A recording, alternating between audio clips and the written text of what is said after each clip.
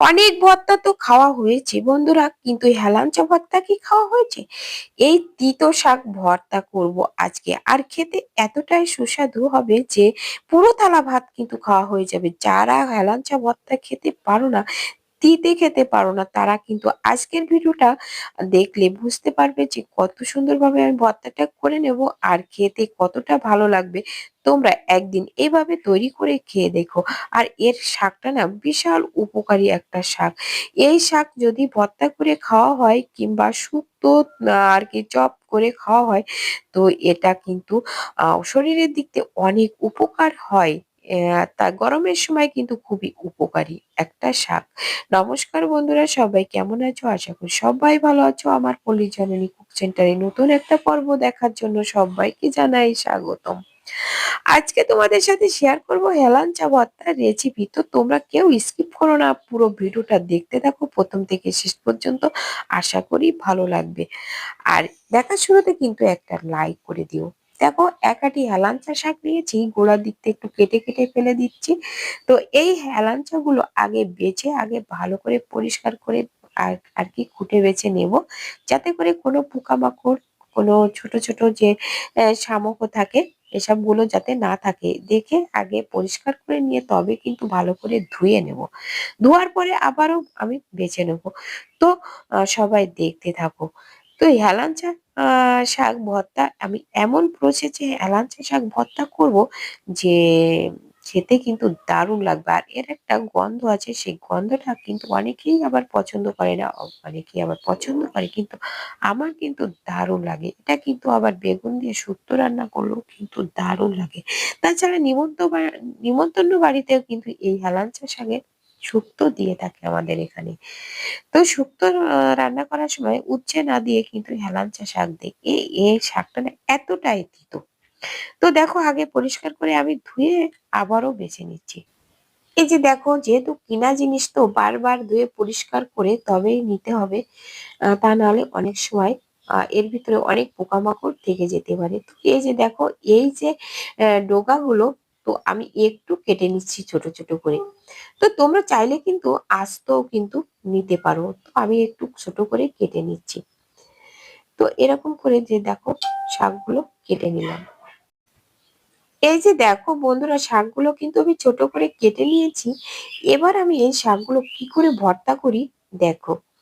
তো এই হেলাঞ্চা ভর্তা কিন্তু ভাতের ভিতরে দিয়ে কিন্তু সেদ্ধ করে নেওয়া যায়, কিন্তু ভাতগুলোর কালারটা নষ্ট হয়ে যাবে, তার জন্য আমি এই যে দেখো একটু ভাতের ফ্যান ঝেড়ে নিয়ে নিলাম। তো এই ফ্যানটা দিয়ে কিন্তু আমি শাকটা সেদ্ধ করে নেব। তো ভাতের ভিতরে দিলে কিন্তু এই একটা দারুণ একটা গন্ধ বের হয়। আর তাছাড়া জল দিয়ে যদি সেদ্ধ করে নেওয়া হয় কিন্তু তেঁতোটা কিন্তু থেকে যাবে। তো তেঁতোটা কম হবে না, বেশি হবে। তো এজন্য আর কি আমি এই যে ভাতের ফ্যান দিয়ে আমি সেদ্ধ করে নেব। তো দেখতেই পেলে যে একটু ছোট ছোট করে নিয়েছি, এজন্য যে যাতে তাড়াতাড়ি আর কি সেদ্ধ হয়ে যায়, যে ডাটা টাটা গুলো রয়েছে একটু খাটো খাটো করে নিয়ে নিয়েছি। আর ভাতের ভিতরে দিলে কি করতে হতো, সুতো দিয়ে বেঁধে তবে ভাতের ভিতর দিতে হতো, কিন্তু ভাতের কালারটা নষ্ট হয়ে যাবে, এজন্য আমি ফ্যানের ভিতরে দিয়ে আমি সেদ্ধ করে নিচ্ছি। তো বন্ধুরা, তোমরা কি কখনো এভাবে খেয়েছো কিনা একটু কমেন্ট করে আমাকে জানিও। আর এই যে দেখো, আর কি মোটামুটি সেদ্ধ হয়ে গেছে। তো ভালোই সেদ্ধ হয়ে গেছে, তো আমি কিন্তু এবার তুলে নেব। এই ফ্যান থেকে ঝেড়ে তুলে নেব, যাতে করে এর ভিতরে মোটেও যাতে কোনো ফ্যান না থাকে।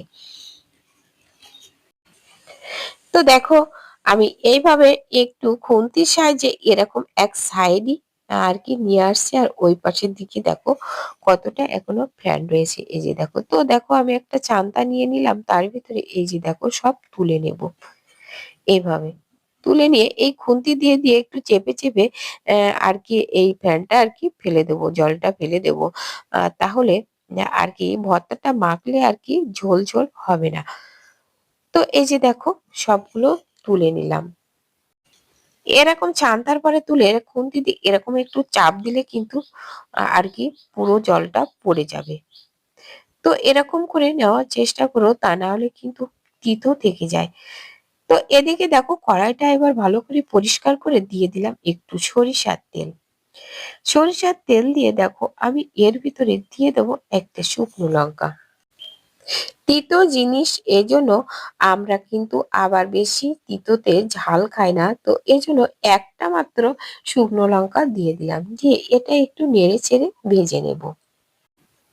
এবার দেখো শুকনো লঙ্কাটা কিন্তু ভাজা হয়ে গেছে, তো আমি এরকম ভাবে একটু ঠেস দিয়ে পাশে রেখে দেব।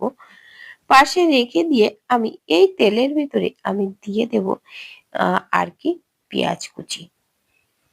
তো এই যে দেখো একটা পেঁয়াজ আমি কেটে নিয়েছি, সেই পেঁয়াজটা একটু হালকা ভেজে নেব, খুব বেশি ভাজা লাগবে না। তো এবার দেখো আমি এদিকে দেখো শিলপাটাতে আমি এই যে হেলাঞ্চাগুলো নিয়ে নিলাম, নিয়ে এবার কিন্তু আমি একটু বেটে নেব।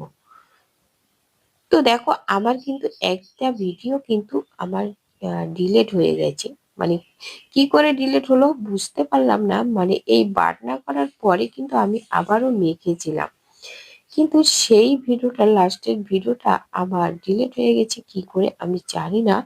তো দেখো আমি শিলপাটাতে নিয়ে নিলাম হেলাঞ্চাগুলো, শিলপাটাতে নিয়ে দেখো এই যে ভেজে রাখা পেঁয়াজগুলো দিয়ে দিলাম, আর এই যে পেঁয়াজ আর একটা শুকনো লঙ্কা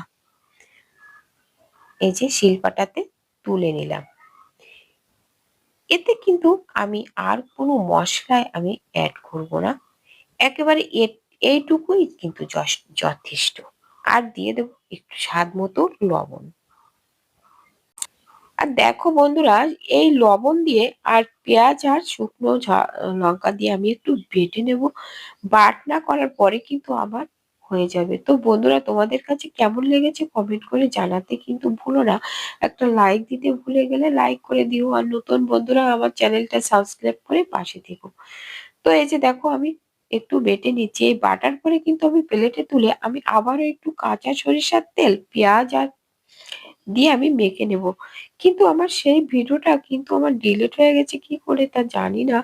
তো বন্ধুরা তোমাদেরকে বলে দিলাম যে এরকম বাটার পরে আর একটু পেঁয়াজ আর একটু সরিষার তেল দিয়ে মেখে নিলে খেতে কিন্তু দারুণ লাগবে। এটা গরম ভাতের সাথে, শুধুমাত্র গরম ভাতের সাথে খাওয়া যাবে দুপুর বেলায়।